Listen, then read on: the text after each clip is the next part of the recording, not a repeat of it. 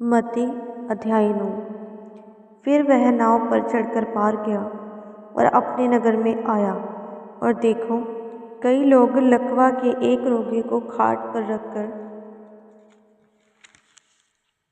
उसके पास लाए। यीशु ने उनका विश्वास देखकर उस लकवे के रोगी से कहा, हे पुत्र, ढांढस बांध, तेरे पाप क्षमा हुए। इस पर कई शास्त्रियों ने सोचा, यह तो परमेश्वर की निंदा करता है। यीशु ने उनके मन की बातें जानकर कहा, तुम लोग अपने अपने मन में बुरा विचार क्यों कर रहे हो? सहज क्या है, यह कहना, तेरे पाप क्षमा हुए, या यह कहना, उठ और चल फिर?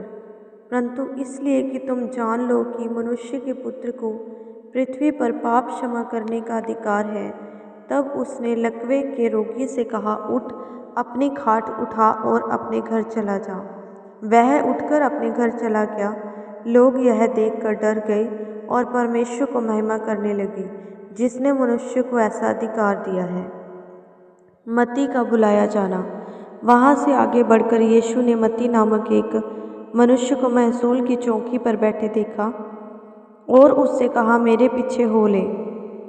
वह उठकर उसके पीछे हो लिया। जब वह घर में भोजन करने के लिए बैठा तो बहुत से महसूल लेने वाले और पापी आकर यीशु और उसके चेलों के साथ खाना खाने बैठे।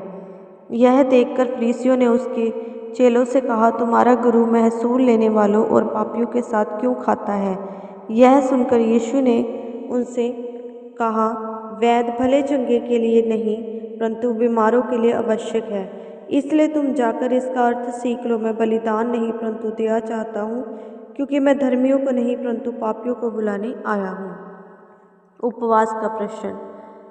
तब यूहन्ना के चेलों ने उसके पास आकर कहा, क्या कारण है कि हम और फरीसी इतना उपवास करते हैं, पर तेरे चेले उपवास नहीं करते? यीशु ने उनसे कहा, क्या बराती जब तक दूल्हा उसके साथ है शोक कर सकते हैं? पर वह दिन आएंगे जब दूल्हा उनसे अलग किया जाएगा, उस समय वह उपवास करेंगे।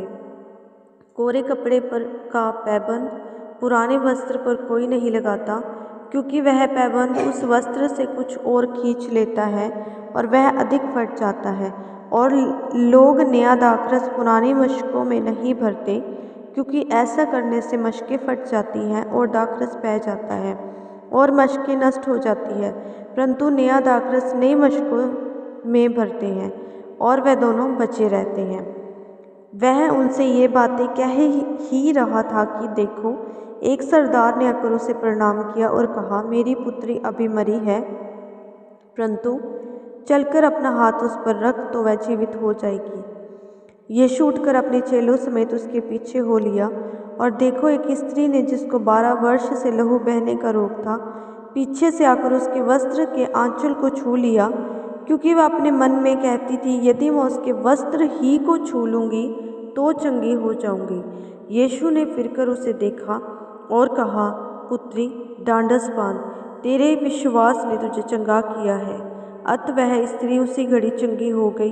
जब यीशु उस सरदार के घर में पहुंचा और बांसुरी बजाने वालों और भीड़ को हुल्लड़ मचाते देखा, तब कहा, हट जाओ, लड़की मरी नहीं पर सोती है। इस पर वह उसकी हंसी करने लगे। परंतु जब भीड़ निकाल दी गई तो उसने भीतर जाकर लड़की का हाथ पकड़ा और वह जी उठी, और इस बात की चर्चा उस सारे देश में फैल गई। जब 2 अंधों को दृष्टिदान।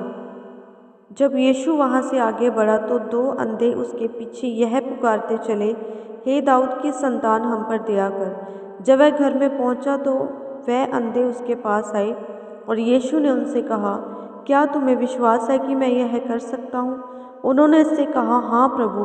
तब उसने उनकी आंखें छूकर कहा, तुम्हारे विश्वास के अनुसार तुम्हारे लिए हो। और उनकी आंखें खुल गई। यीशु ने उन्हें चिताकर कहा, सावधान, कोई इस बात को ना जाने। पर उन्होंने निकलकर सारे देश में उसका यश फैला दिया। एक गूंगे को चंगा करना। जब वह बाहर जा रहे थे तो देखो, लोग एक गूंगे को, जिसमें दुष्ट आत्मा थी, उसके पास लाए, और जब दुष्ट आत्मा निकाल दी गई तो गूंगा बोलने लगा। इस पर भीड़ ने अचंभा करके कहा, इस्राएल में ऐसा कभी नहीं देखा गया। परंतु फरीसियों ने कहा, यह तो दुष्ट आत्माओं के सरदार की सहायता से दुष्ट आत्माओं को निकालता है और उनके आराधनालयों में उपदेश करता है और राज्य को सुसमाचार प्रचार करता है और हर प्रकार की बीमारी और दुर्बलता को दूर करता रहा। जब उसने भीड़ को देखा तो उसको लोगों पर तरस आया, क्योंकि वह उन भेड़ों के समान जिनका कोई रखवाला ना हो, व्याकुल और भटकते हुए से थे। तब उसने अपने चेलों से कहा, पक्के खेत तो बहुत है, पर मजदूर थोड़े हैं। इसलिए खेत के स्वामी से विनती करो कि अपने खेत काटने के लिए मजदूर भेज दे।